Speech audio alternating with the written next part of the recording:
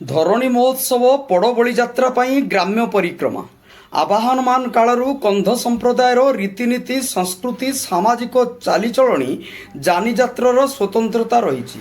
ବୃକ୍ଷ ଲତା ନଦୀ ନାଳ ପାହାଡ଼ ପର୍ବତ ଆଦିକୁ ନିଜର ଆରାଧ୍ୟ ଭାବରେ ପାରମ୍ପରିକ ରୀତିନୀତିରେ ପୂଜା କରିଥାନ୍ତି। ବିଭିନ୍ନ ସମୟରେ ମାଟି ମାତା ଦେବୀ ଦେବତାଙ୍କୁ ଉତ୍ପାଦିତ ଶସ୍ୟ ଅର୍ପଣ କରି ବିଭିନ୍ନ ପର୍ବ ପାଳନ କରିଥାନ୍ତି। ଗ୍ରାମର ଦେବାଦେବୀଙ୍କୁ ସନ୍ତୁଷ୍ଟ କରିବା ପାଇଁ ପାରମ୍ପରିକ ରୀତିନୀତିରେ ବିଭିନ୍ନ ପର୍ବ ପାଳିତ ହୋଇଥାଏ। ବଙ୍ଗମୁଣ୍ଡା ବ୍ଲକର ଆଦିବାସୀ ବହୁଳ ବଡ଼ମଗଡ଼ା ଗ୍ରାମର ଧରଣୀ ମହୋତ୍ସବ ପୋଡ଼ବଳି ଯାତ୍ରା ପାଇଁ ଗ୍ରାମ୍ୟ ପରିକ୍ରମା ଯାତ୍ରା ଶୁକ୍ରବାର ଆରମ୍ଭ ହୋଇଛି।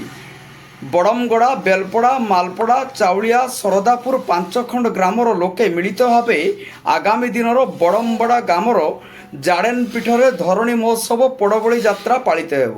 ଏଥିପାଇଁ ଗତ 2 ବର୍ଷ ପୂର୍ବରୁ ପାରମ୍ପରିକ କ୍ରମେ କାର୍ଯ୍ୟକ୍ରମ ହେଉଅଛି। ଶୁକ୍ରବାର ଦିନ ଧରଣୀ ପୀଠର ଜାଡ଼େନ ପୀଠର ପୂଜାପାଠ କରିବା ପରେ ମାଳପଡ଼ା ଗ୍ରାମକୁ ଶୋଭାଯାତ୍ରା ବାହାରିଥିଲା। ପାଞ୍ଚପାଳି ଦେବୀ ଭୀମା ଦେବତାଙ୍କୁ ପୂଜା କରାଯାଇଥିଲା। ପରେ ଗ୍ରାମ୍ୟ ପରିକ୍ରମା କରିଥିଲେ। ପ୍ରତି ଘରେ କଳସ ସ୍ଥାପନ ପୂର୍ବକ ବନ୍ଦାପଣା କରିଥିଲେ। ଯାତ୍ରା ପୂର୍ବରୁ ପୋଡ଼କୁ ବିଭିନ୍ନ ଗ୍ରାମର ଘର ପରିକ୍ରମା କରାଯାଇଥାଏ। ଏହି କାର୍ଯ୍ୟକ୍ରମରେ ପୂଜାରୀ କୁଞ୍ଜ ଭୋଇ, ସଭାପତି କ୍ଷୀରସିନ୍ଧୁ ଭୋଇ, ସମ୍ପାଦକ ଜଗବନ୍ଧୁ ପୁଟେଲ, ଉପସଭାପତି ଦୁର୍ଲଭ ସଗରିଆ, ଉପଦେଷ୍ଟା ଡିଙ୍ଗର ଭୋଇ, ବୀର ଭୋଇ, ଛବିଲ ପୋଡ଼, ତାରାକାନ୍ତ ବରିଆ, ସନ୍ତୋଷ ଭୋଇ, ଝୁମର ଭୋଇ ପ୍ରମୁଖ ସହ ପାଞ୍ଚଖଣ୍ଡ ଗ୍ରାମର ଗୌନ୍ତିଆ ଝାଙ୍କର ଗଣା ତଥା ବହୁ ଲୋକ ସାମିଲ ହୋଇଥିଲେ। ବଙ୍ଗମୁଣ୍ଡାରୁ ରାଧାଶ୍ୟାମ ମେହେରଙ୍କ ରିପୋର୍ଟ, ଜନତା ଏକ୍ସପ୍ରେସ।